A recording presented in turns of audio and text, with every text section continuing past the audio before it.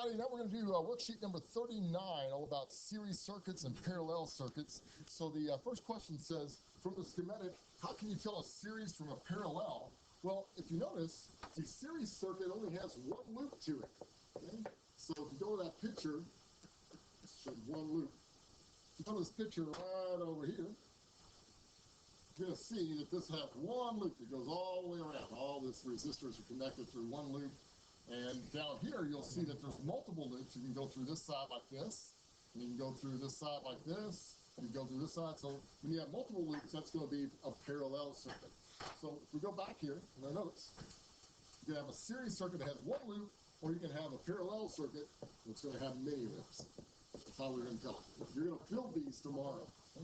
Number 2, it says state the relationship between the individual resistors and the total or equivalent resistance. See that word that says equivalent? That's going to be the same thing as total.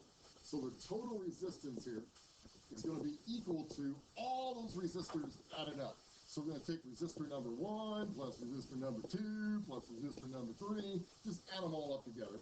And so that's what we're going to do down here in number 3. But the formula is, it says total resistance equals R1 plus R2 plus R3. So let's add all these things up now.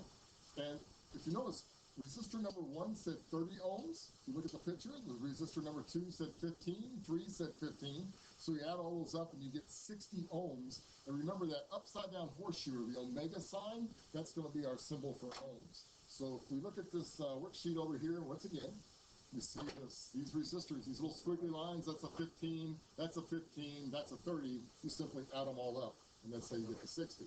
Okay? Now what we're going to do, we're going to go back here. Whoops, the wrong way. Okay, we're going to do number 4 now. It says, well, what about the total voltage? Well, get the voltage, it's sort of the same thing. Simply add them all up. So the total voltages are going to be voltage number 1 plus voltage number 2 plus voltage number 3.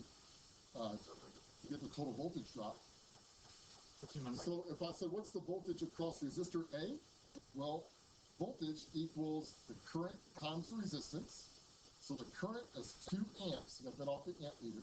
The resistor they gave you was resistor A. You got to remember that was 30. So 2 times 30 ohms gives you a total of 60. And since you're looking for voltage, it's simply going to be 60 volts.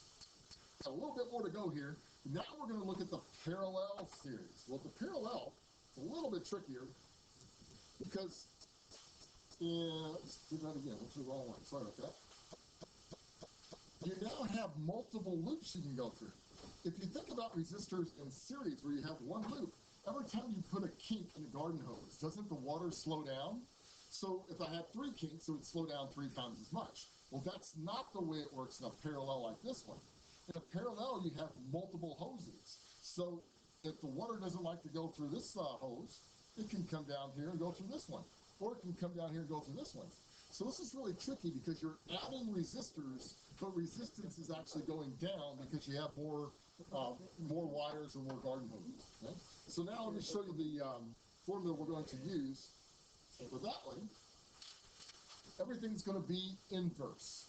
So instead of having total resistance, I'm going to have 1 over the total resistance equals 1 over R1 plus 1 over R2 plus 1 over R3. Okay. When I do that, then I'm going to have 1 over 10. The first resistor was a 10. The next one they said is a 5. And the next one they say is a 2. Well, you got to find a common denominator. So the common denominator is going to be 10. So this will be 1 over 10 plus 2 over 10 plus 5 over 10. And when you add all those together, you get 8 out over 10. But that's not the total resistance. That's 1 over the total resistance. So let's flip-flop these. Get the total resistance of 10 over 8 or 1.25 ohms. And lastly, it says to find the total current. The current in a parallel series is simply all the currents added up. So current number 1 branch plus current number 2's branch plus current number 3 branch.